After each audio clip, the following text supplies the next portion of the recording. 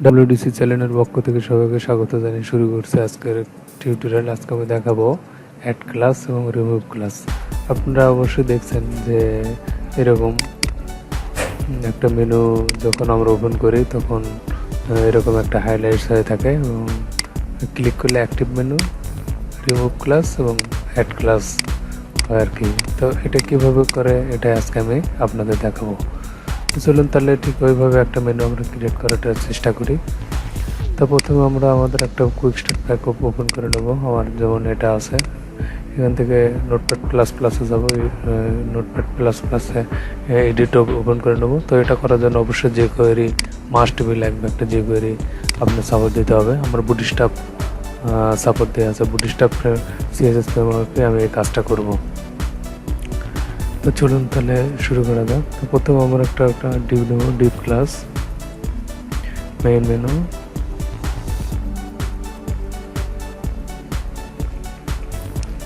Area,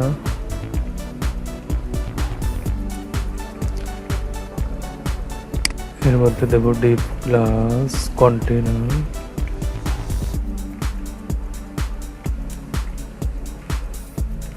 তার মধ্যে থাকবে আমার রো,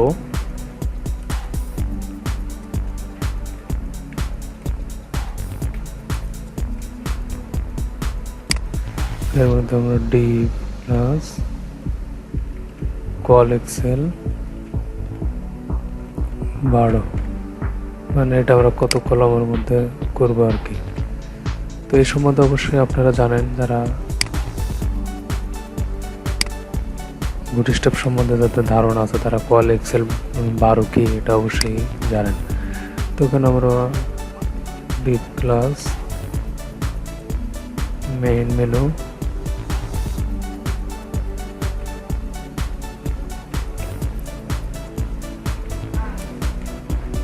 এর মধ্যে নেব আমরা ন্যাব,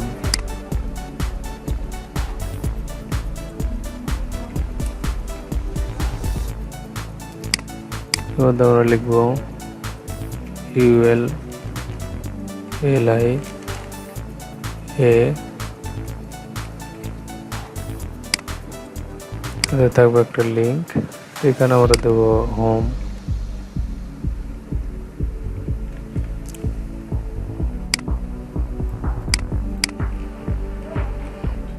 about,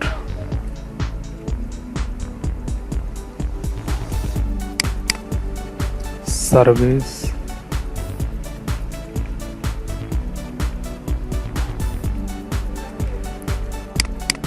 contact,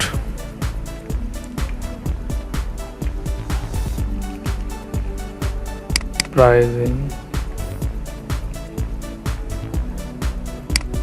তারপরে দিতে পারি আপনার সাইন আপ,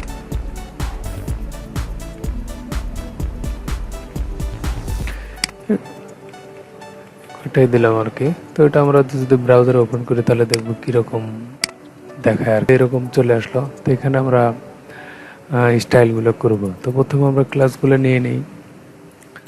এখানে index.html প্রথম মেইন মেনু এরিয়াটা নেব,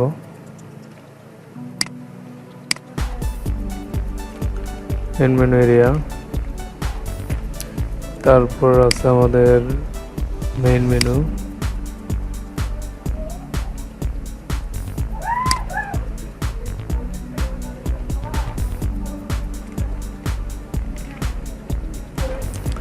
তারপর আছে আমাদের মেইন মেনু মধ্যে আছে ন্যাব, ইউএল এলআই এ, এভাবে নেব মেইন মেনু ইউএল এলআই এ। তাহলে মেইন মেনু,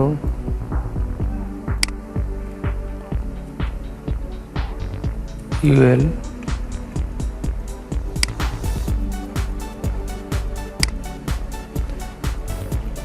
তার মধ্যে আছে আমার ইউএল এলআই, তার ভিতরে আছে আমার ইউএল এলআই এ। আমরা স্টাইলটা যদি করি, এটা আমাদের লিস্ট আকারে আছে, তা আমরা চাচ্ছি না লিস্ট আকারে, আমরা চাচ্ছি এক লাইনে। তো সেক্ষেত্রে আমরা কী করবো, মেনুর উপরে ইন্সপেক্ট এলিমেন্ট করব, করার পরে আমাদের যে এলআইটা আছে আমরা যে ক্লাসটা নিলাম এলআই, এই যে এলআই, এখানে বলবো ডিসপ্লে ইনলাইন ব্লক। তাহলে এটা এক লাইনে চলে আসলো। আর আমাদের মাঝখানে একটু মার্জিন দরকার, একটা লেগে আছে, তাহলে মার্জিন নেওয়ার জন্য এখানে লিখবো এলআইকে বলবো মার্জিন রাইট 10 পিক্সেল। তাহলে একটু ফাঁকা হয়ে গেল। তো এটা আমরা নিয়ে নিই, এটা এলআইকে দিয়ে দিই। তারপরে আছে আমাদের এই কেবল এইটা ধরবো, তারপরে প্রথমে একটা কালার দেব, কালার দিলাম কালো, ফন্ট সাইজ দিলাম 20 পিক্সেল, একটু বড় যেন হয়। প্যাডিং দেব, উপরে নিচে 20 পিক্সেল, ডায়নাভাবে 0। যেহেতু 10 পিক্সেল মার্জিন আমার আছে, তো উপরে নিচে 20 পিক্সেল এটা পরে নাই, এই জন্য আমাদের বলতে হবে ডিসপ্লে ব্লক। এখন প্যাডিংটা পাইছে। তারপরে এগুলা ছোট হাতের অক্ষর আছে, এগুলো আমরা সব বড় হাতের অক্ষর দেবো। যদি আমরা বলি টেক্সট ট্রান্সফর্ম, যদি বলি টেক্সট ট্রান্সফর্ম ক্যাপিটালাইজড, তাহলে সবগুলোর প্রথম অক্ষর বড় হাতের হয়ে যাবে। আর যদি আমরা বলি টেক্সট ট্রান্সফর্ম আপার কেস, তাহলে সবগুলো বড় হাতের হয়ে যাবে। তো আমরা আপার কেসে দিয়ে দিলাম।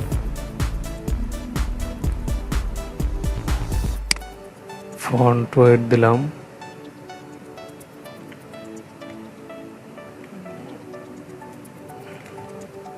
600, একটু বোল্ড আকার হয়ে থাকবে। তাই এটা আমরা নিয়ে নিই।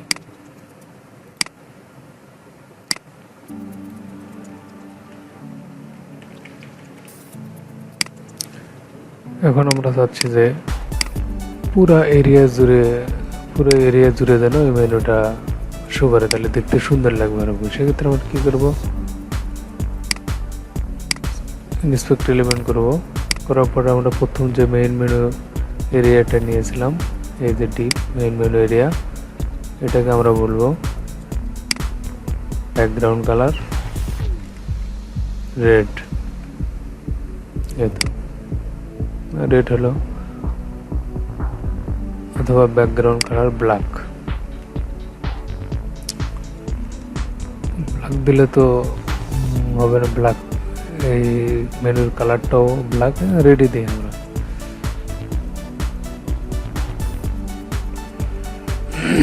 রেড দিলাম, এটা নেই মেন মেনু রেখে দিয়ে দেবো এটা। আমরা যাচ্ছি এই জিনিস, এই মেনুটা সবগুলো এক সাইডে আছে মাঝখানে নেওয়ার জন্য। সেজন্য আমরা কি করবো, মেন মেনু ইউএল যেটা আছে, এটা সবগুলোতে ইউএল। তাহলে ইউএল বলবো টেক্সট লাইন সেন্টার, তাহলে মাঝখানে চলে আসলো। এটা আমরা নিয়ে নিই, ইউএলকে দিয়ে দিলাম। দেন আমরা চাচ্ছি যখন আমরা মাউস দেব তখন যেন একটু হোভার হয়। তাহলে সেক্ষেত্রে আমরা কি করব, এই যে এলআই আছে main menu UL LI, main menu UL এলআইকে যখন আমরা হোভার করব, এর মধ্যে যদি এ থাকে স্পেসিফিক করে দিলাম, তাহলে এটার ব্যাকগ্রাউন্ড কালার হবে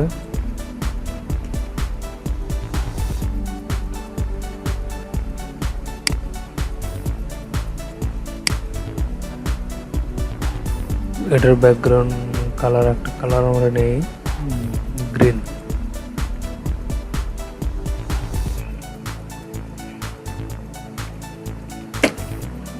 গ্রিন নিলাম আর কালার দিলাম সাদা।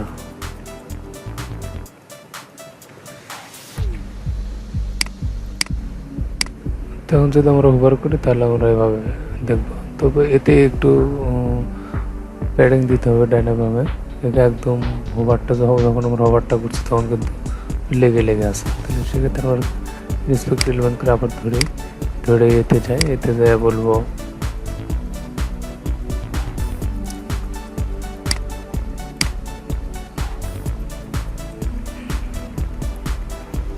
ডাটাভাবে 15 পিক্সেল প্যাডিং। সেক্ষেত্রে আমাদের কিন্তু এটা এখন সুন্দর দেখাচ্ছে। তো এটা আমরা কপি করে নিই,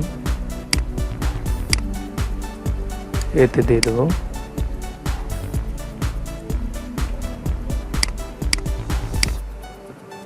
এই তো এখন আমরা দেখব এটা তো মেনু কমপ্লিট। এখন আমরা এইটা যেন সিলেক্ট হয়ে থাকে, যখন আমরা এটাতে ক্লিক করবো এটা সিলেক্ট হয়ে থাকবে, এটা যখন ক্লিক করবো এটা সিলেক্ট হয়ে থাকবে, এটা যখন ক্লিক করবো তখন এটা সিলেক্ট হয়ে থাকবে।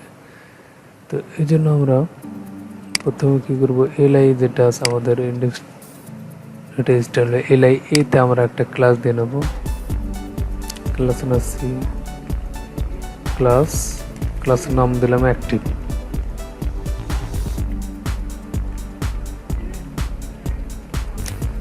অ্যাক্টিভ ক্লাস দিলাম। অ্যাক্টিভ ক্লাসটা আমরা একটা স্টাইল দিয়ে নেব।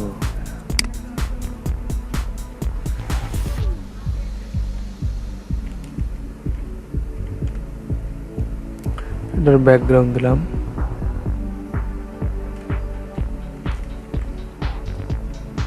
পার্পল।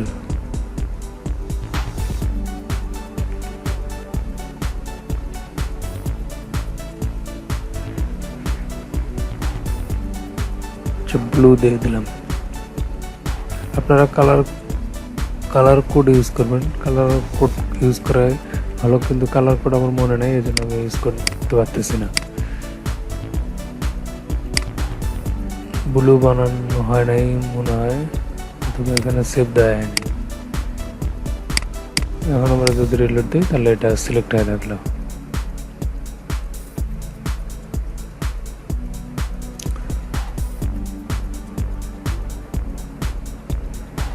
তো আমরা চাচ্ছি এখন এই ব্লু কালার যেটা আছে এটা সবসময় অ্যাক্টিভ হয়ে থাকবে। আমরা যত হোভারই করি যে এটা অ্যাক্টিভ হয়ে থাকবে। তাহলে এই কাজটা কিভাবে আমরা করব? অবশ্যই এটা করার জন্য আমাদের এখন যাইতে হবে আমাদের জেএস ফাইলের মধ্যে মেইন যে জেএস আছে এটার মধ্যে গেলাম। যাওয়ার পর যদি আপনার এই কোডটা লেখা থাকে ফাংশনে স্টিক মোডে যদি লেখা থাকে তাহলে আপনাদের যে ডকুমেন্ট রেডি ফাংশনটা লেখা লাগবে না। আর যদি এই ফাইলটা না থাকে তাহলে অবশ্যই যে ডকুমেন্ট রেডি ফাংশন লিখতে হবে। তাহলে এটা আমি ডিলিট করে দিয়ে পরে আমি আপনাদের দেখাচ্ছি। ডিলিট আমরা এখন লিখব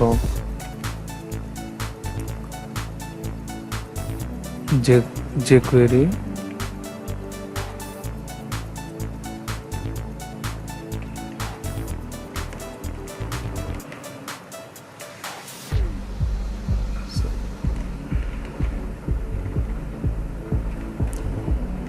document ready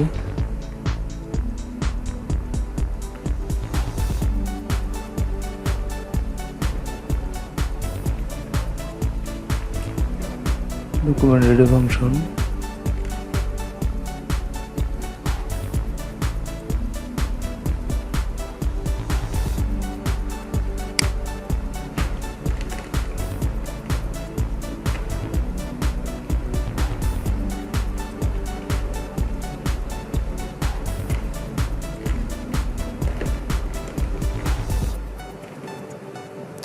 এর মধ্যে আমরা লিখব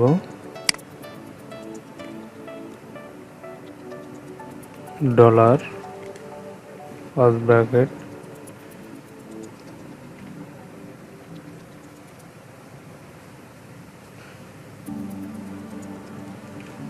ক্লিক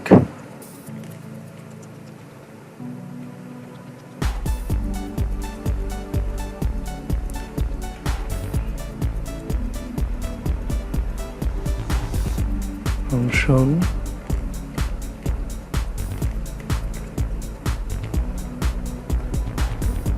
এখানে এটার অর্থ হচ্ছে যখন আমরা এখানে কি ক্লাসটা আছে কোথায় প্রথম আমাদের যে ক্লাসটা আছে মেইন মেনু ইউএল এলআই এ অ্যাক্টিভ।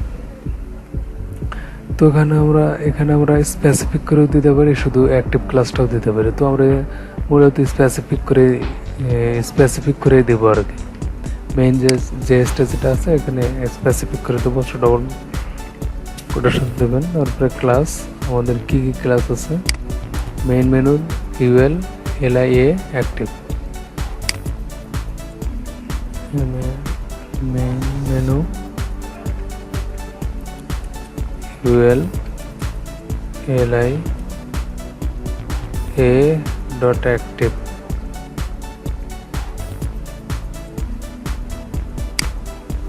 এখানে যখন আমরা ক্লিক করব তখন এই ক্লাসটা রিমুভ হয়ে যাবে। $,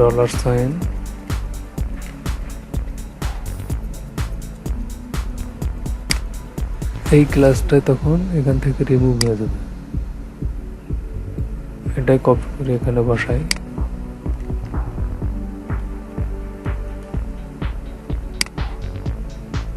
এখন এখানে লিখতে হবে রিমুভ ক্লাস,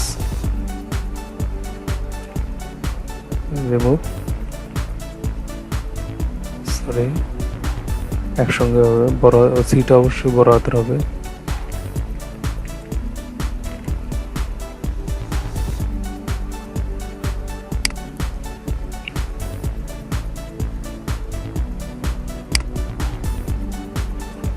কোন ক্লাসটা রিমুভ হবে, এই যে অ্যাক্টিভ ক্লাসটা রিমুভ হয়ে যাবে।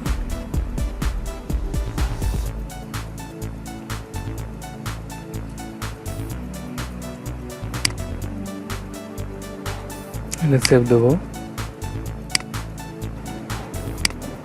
তো এই ক্লাসটা রিমুভ হয়ে যাবে। সেভ দিলাম। সেভ দিয়ে যদি আমরা চেক করে দেখি যে রিলোড দেই, এখন আমাদের কিন্তু কাজ হয় নাই। তো সেক্ষেত্রে আমরা কী করতে পারি, এখানে মেইন মেনু ইউএল এলআই এ, তাহলে এই অ্যাক্টিভ ক্লাসটা এখানে বাদ দিতে হবে, কারণ এটাই তো আমরা রিমুভ করবো। মেইন মেনু ইউএল এলআই এ যখন আমরা ক্লিক করবো তখন মেইন মেনু ইউএল এলআই এ থেকে এই অ্যাক্টিভ ক্লাসটা বাদ হয়ে যাবে। দিয়ে দেখি বাদ হয়ে গেছে। আমরা যখন ক্লিক করতেছি তখন এটা কিন্তু আর থাকতেছে না, রিমুভ হয়ে গেছে। এখন আমরা অ্যাক্টিভ করবো কীভাবে, আবার আমরা লিখবো $this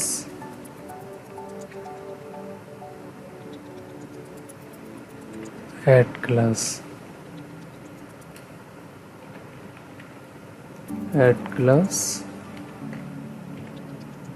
active।